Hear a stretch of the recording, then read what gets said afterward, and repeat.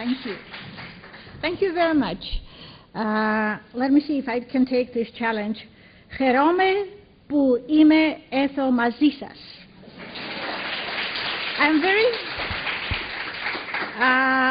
very happy to be here, happy and honored to see so many faces, aspirations, ambitions, and I'm sure that these speeches will give you a lot of thought and ideas. Actually, I had a very good morning, which was a very good continuation, actually beginning of this conference. I had a small chance to go and walk around the city, this great city, so people, and I was very happy because I felt at ease. I felt like I'm at home, very much like my country, Armenia.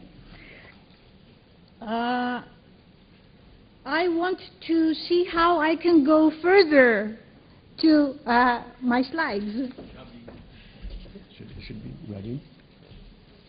There we go. Just on the right. This way? If you want to use this one, it's probably easier. That's fine. This one? The right one, yes. The right one. Yeah. I'm from Armenia, and just a few words for you to know what is Armenia. A small country, having close to 3 million people.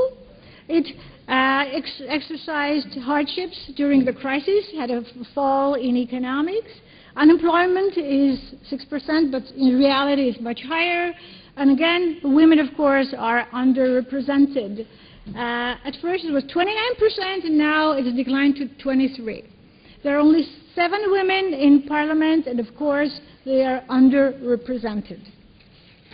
One more thing that I think is close to Greek reality is that as much as Greek reality, society didn't encourage women to go into business, the Armenian society didn't do that as well. But at the same time, we all know, and I think both you will agree with me, that our destiny is to continue mankind and be mothers, wives, good people. At the same time, during these times, it were women who took the lead, had the courage, the intuition and innovation to grasp the opportunity and go for change. Let's face this, there are too many people seeking for opportunities, seeking for jobs, seeking for business, and too few opportunities. But if the opportunity does not present, I think we're here to learn how to make it. Let's see how we can make it and how we can take the lead or use whatever we have. In fact, I was one of those who went to a conference in Turkey in 2010 and represented one of 20 women that were in Turkey from Armenia. That was a distinguished gathering, let me tell you, with Armenia, Azerbaijan, Cyprus, Georgia, Greece, and Turkey there. We had a very good time, but what was very good for us, actually, that we had a chance to know each other very well. I mean, each delegation had this kind of revelations. Oh, I know another woman, businesswoman from my country, and that is something very new for me. The next step of this development was the Leadership Visitors Program in Washington, and I was very happy to make friends with very distinguished Greek ladies who are here. And this is something that went on a global level, and I think that the U.S. Embassy and the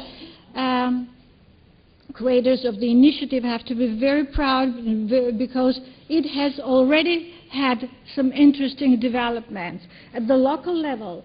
And the developments at the local level are already seen in Greece as the mentoring group, in Armenia as Women in Business Invest for the Future, non-governmental NGO, which was organized after that, and also in Georgia. And the name of Georgia's group is International Association for Business Relations.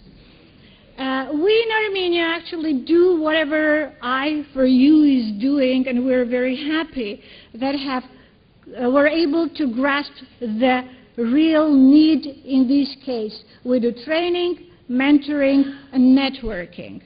We already mentor some young entrepreneurs, women who want to open their businesses, start their businesses, and I say, I'm one of the mentors, and I can tell you that's a very challenging job. Actually, whatever I mentioned here was made possible thanks to great initiatives, ideas, dedication, and networking.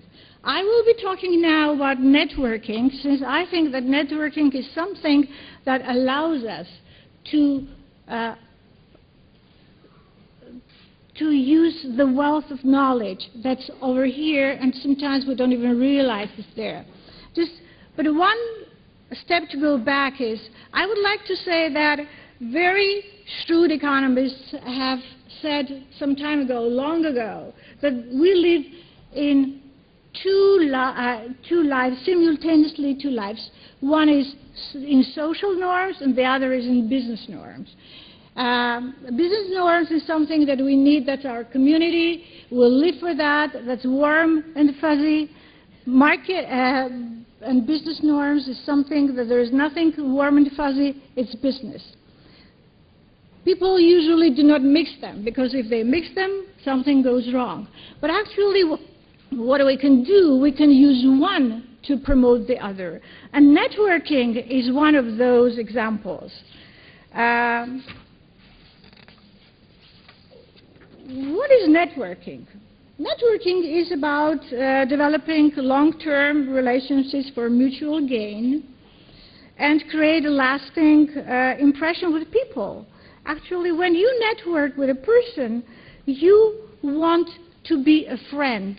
You want to show that you have some interest. So the earlier you do that, the better. Once learned, networking becomes a skill of life, and then you do it as you live it. So the earlier you get used to that, the better. And networking is becoming increasingly sophisticated and strategic.